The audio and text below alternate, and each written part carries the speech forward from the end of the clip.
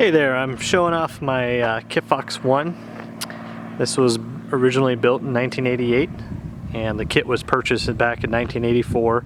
It's serial number 141 and I am the third owner of this plane. The original owner sold it back in 1993, I believe, and then the second owner owned it all the way up until he passed away about 12 years ago. And I was finishing up my A&P school back in 2017, 2018, and had a quarter left and was looking for a project and for something that I can also build some flight time in and something affordable, and sure enough I found this project. It was unfortunately wadded up by the, well, I wouldn't say wadded up, but it was upon landing in his driveway in southeast Idaho, the second owner went off his driveway into a ditch, and that left hand gear leg bent in half, and obviously the prop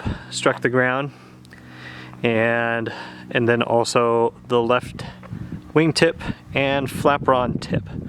I'll show you that damage. Just a little wrinkle in the aluminum here.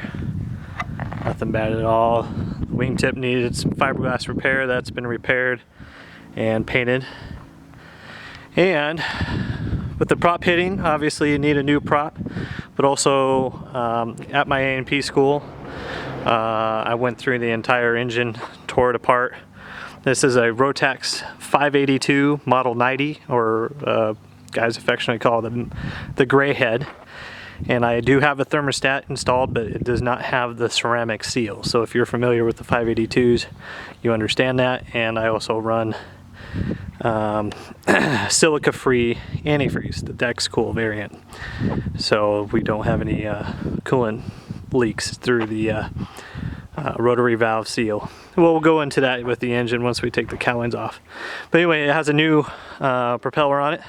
It had a GSC wood prop, and now I have a warp drive HPL hub, 68-inch diameter prop, and I bought that used. It has about 500 plus hours on it, but it's all solid carbon fiber and doesn't hardly ever run in the rain, so just have no, and we're super dry here in Wenatchee, so not any corrosion issues. But anyway, the prop got replaced.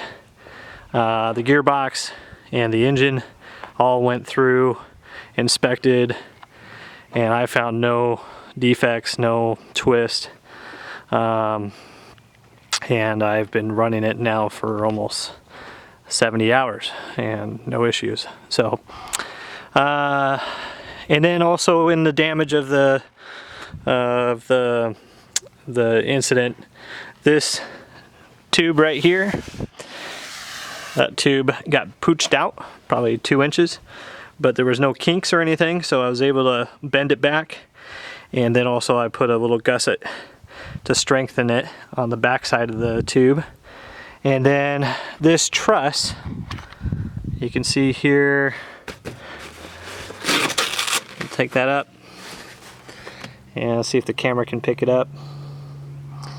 But that's a wood panel that I epoxied in there to strengthen up that truss web. And also I had to do a couple repairs on the actual truss because this safety cable right here, this safety cable was too tight, and when the gear legs bent and snapped, it took this cable and then compressed and pinched down on the truss, and it caved in basically.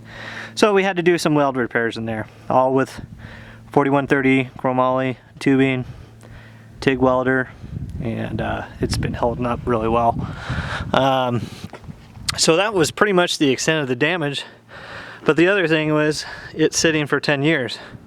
And so I spent the 3 months at A&P school I had left on it, almost worked on it full time. Found projects here and there that would apply for the school, but took it back home, trailered it home, and spent another year putting it back together, fixing it up. And every time I looked at a certain component, I found something that needed to be fixed, or something that should have been changed, or a service bulletin that needed to be addressed. So hundreds of hours to kind of get this thing back up in airworthy condition. And one thing is the original builder did an excellent job. I'm an A&P mechanic, have been for about now 2 years in GA, and before that I spent about 4 or 5 years in the experimental world at Glass Air Aviation. So I've seen the good and I've seen the bad of experimental aircraft, and this one is an example of the good. Very good job in the fabric, in the just the overall construction quality. There's just no shortcuts or anything non-standards, all AN hardware, MS hardware, and did a very good job putting this kit together. Like I said, it probably was a 4-year project. So this is pretty much the airframe here. The paint is original, fabric is original. The flaperons are not painted, so it kind of gives it a unique look. I did go ahead and install mass balance weights, so I can have a V&E of 100 miles an hour and make sure there's no control surface fluttering. And I've been up to V&E and unfortunately a little bit past it too, because of strong winds or turbulence or gusts, and have had no flutter issues whatsoever. So that's a great thing. See, the landing gear had to be replaced, so we went with a Model 3 gear that works well, and that's been painted, and also the brakes have been upgraded to the Model 3 Matco brakes. This originally had really chintzy disc rotor and a flimsy brake caliper, so that's fortunately been upgraded. It's not as strong as maybe I kind of hope it would be, but it does the job. And sometimes it's nice to have a little bit more forgiving brakes on a tail wheel, so you're not gonna go endo. New radiator. This is a little bit larger radiator, and also it's an aluminum radiator, so it does a good job of cooling. Usually my temps are about 170, 175, whether it's a 70-degree day out or a 100-degree day out. It does a pretty good job of just keeping that temperature locked in. So Nanco tires. Beauty of these tires is they're big, soft, kind of baby bush wheels, but they're about 40 bucks a piece online, and they're just ATV tires. They're tubeless, so nice thing is you don't have to worry about a valve stem break-in or anything like that. So those have been pretty good. They're a little, not too bad, but they're a little squirrely on the pavement, so you just gotta be diligent with the rudder. So well, let's go take a look inside here. So obviously gold wing doors. We have new plastic on the windshield, and obviously it's one piece, so the windshield and then the top screen is all one piece. That got replaced. All door panels got replaced, and then you can see here it's a gold wing, and this is a little latch here. I know some guys have used hydraulics to kind of open the door partially, or kind of like this, but this actually works pretty well. In the slipstream, when I fly, it just kind of wants to go up like that, and it kind of wavers there, and then you just kind of push up a little bit and it locks it in place. And I haven't had it flop around or do anything. It just locks it right there and does a great job of flying around with the doors open. which is awesome. So here's the original Kitfox interior. It's got the old logo and obviously Denny Aerocraft, and it's just kind of a cool vintage Kitfox look. The pilot side is a little worn, not as bright and blue as the other passenger side, but obviously a 4-point harness there, shoulder harness, lap harness, and I do have a little bit more foam cushioning on my side to kind of get my head up a little bit higher so I can see better. Okay, so fuel tanks. I have one left wing tank that is good and operable, and so the right tank has a couple leaks in it that I didn't feel comfortable just putting in a epoxy resin-based liner in it. I did do that on my left tank. I used Caswell tank sealant, and that has done an awesome job of making sure there's no leaks. I haven't had any issues with that wing tank. They are the old aluminum tanks. They're not fiberglass or plastic. So aluminum, unfortunately, over time, has a tendency to crack, especially with it being right next to the wing root and inside the wing. But the left wing has been totally disconnected. You can see there's no quick drain. It's been capped off there. There's no lines coming out. Eventually somebody could think if they could try to align that right hand tank with Caswell, they could, but I didn't feel inclined to do that. And unfortunately, if you wanted to replace the tank, there's a huge reskinning and kind of major surgery you got to do to get that tank out. So it's just labeled in op. The cap's still in there, but just no lines to it. So I do have a left-hand tank, and you can see the fuel gauge up in there. Fuel comes over here. I could have used a facet aux pump, but what I found, if I just did gravity feed, this is my valve right here, and right now it's in the on position.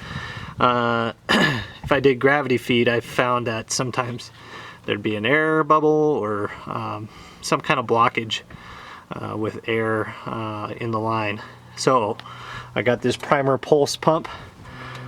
Usually in flight I switch to this tank, and if you should know, this is my main tank. This is close to 10 gallons. It's like 9.5, 9.75, and so that's my main fuel, and it kind of acts as a header tank to the wing tank. So this wing tank just pretty much feeds this main tank, and then obviously the main tank goes on to the Mikuni fuel pump and onto the engine.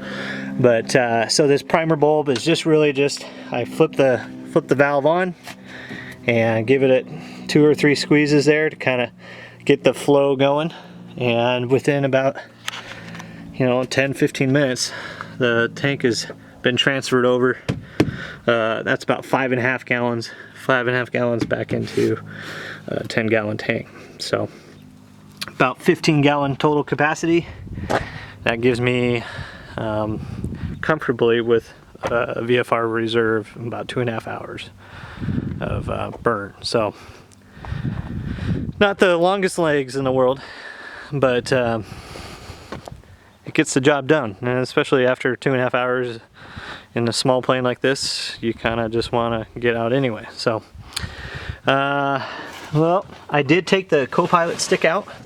I flew with my dad. He's 200 plus pounds. I'm 195, 190, and so we were a tight fit, and so I took out that tube, but it can definitely be put back in. This is the Model 1s don't have any type of trim system, especially when it comes to up trim, pitch up trim. So this is just a preload. As you can see here, it just compresses these springs, which pushes put some aft pressure on this yoke right here. So that helps when you're in cruise flight to kind of tweak with the up trim. If you want down trim, you just slightly go up on the flaperons, and that lowers your nose just slightly there. So this is my flaperon stop for 0, and then it goes up to, I believe, 28 degrees, right about there. And that gives me full aileron control right there at that setting, so you don't lose any crosswind control in the flaperons. If you go farther back past the stop, that's when you start limiting your flaperon travel. Fuel selector valve is on. Just one set of brakes, but dual pedals. And those are the Matco brakes master cylinders. And you do have a vent right here if you wanted to, but that's a closeout right now because it's still a little chilly. So going over the electrical here, we have a master switch. We do have an alternator, the voltage regulator basically. Switch here, that gives me power. Avionics, really the only avionics that we're turning on is this hardwired King radio Bendix King KX99. And so if I turn on the avionics, there's my radio. We do have an intercom, and that's right there, so pilot and co-pilot can talk. So nav lights, so I only have position lights, so we're not technically legal for nighttime, but nav lights are kind of nice. We'll go out here and take a look. They're old Whalen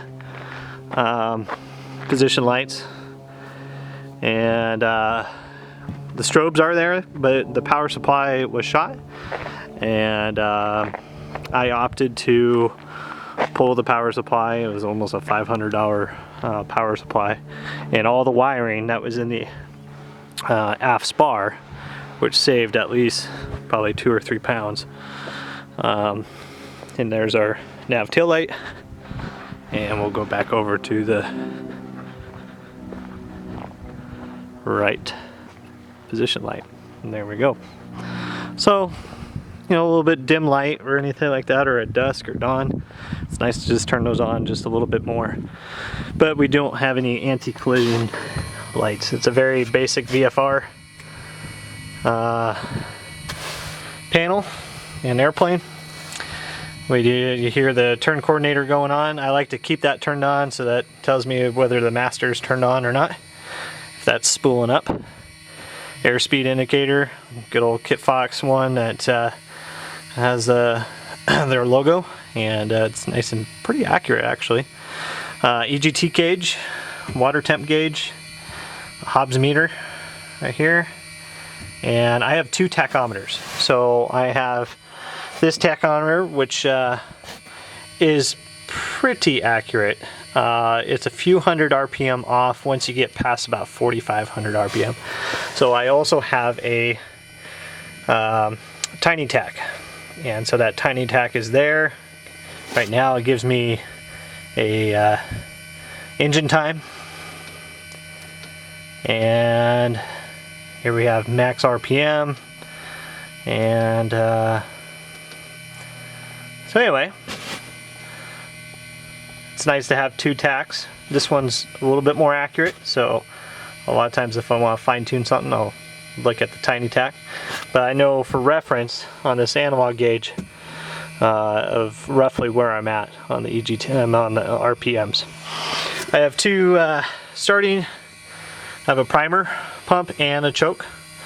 So a choke is kind of nice if you want to like diagnose a lean condition, or sometimes a primer is working a little bit, but you want a little bit more, you can go with choke. But usually, almost I exclusively use the primer to start the engine. It's about 3-4 pumps, and enough to kind of get the engine going, and then get the Mikuni pulse pump going on that.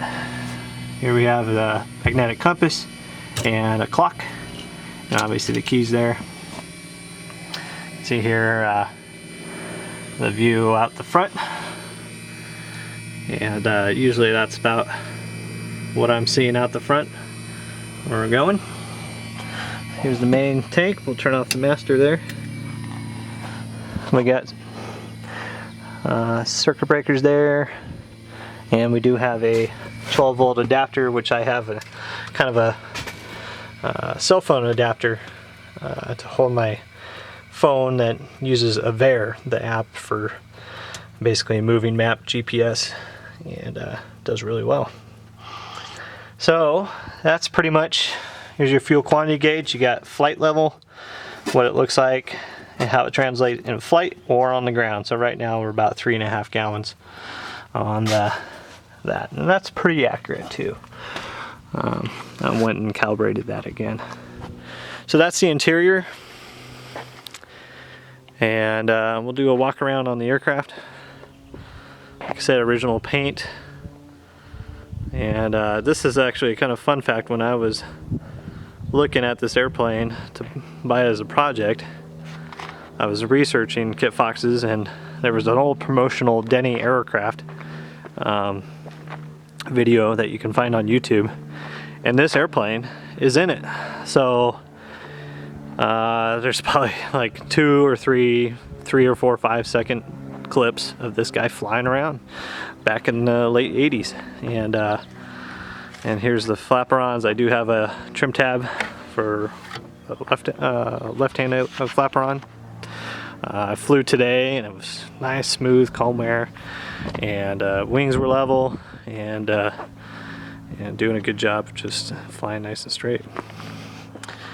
So coming back here, we do have gap seals in the elevator and the rudder. So those gap seals do a good job of giving me a little bit more authority. Have the original Matco solid tail wheel, and it's not the smoothest ride, but it's nice and reliable. It's not going to go flat on you, and I've never had any tail wheel shimmy issues or anything like that. It's just nice and solid. And rudder trim tab, and pretty basic there. And back to this flaperon. We do have a removable turtle deck. So this removes so that when you fold the wings, which I used to do almost every flight, because of my hangar situation, you'd have to take the turtle deck off. And once that's off, it's just these twist cam locks. Once that's off, up here with the door, you take this pin out here, and because of how the wings loaded and all that, you do kind of have to get a little punch and kind of punch that pin out. But once that's out, then this whole wing will pivot on this spar attach point, this lift strut attach point, and this spar attach point. It's all in line, nice vertical plane. So then it pivots on that. And then while you're walking the wing back, the flaperons will actually fold straight up like this and go in towards the vertical. And with the airplane, I have braces for where the wing attaches here. So I made braces for those, and that will come with the airplane, and locks that wing in real nice in place. So you can move it around and get it in a tight hangar spot. I only pay $100 a month for my hangar, and the reason being is I was able to fit it in a nice tight spot, and with folding the wings, and it saved me a lot of money on the hangar rent. So it's a great feature. Yeah, that's pretty much it. It's a hoot to fly. It's unique compared to anything I've ever flown in the past, like a Cessna even when I did some experimental stuff with Glass Air and Glass Stars and Sportsmans. You really feel it's like a little motorcycle. You really feel everything, you see everything. It's nice and light, it's peppy, it just pops off the ground. Take off in about 200 feet. And if you got some wind, a whole lot shorter. And then landing, it's all up to your ability, but you can land just as short. So yeah, this is my Kitfox 1, and proud of how it all turned out, and it's gonna be sad to see it go, but I'm hoping to find just a good fit for somebody that will appreciate it and take care of it and just have a good time with it. Thanks.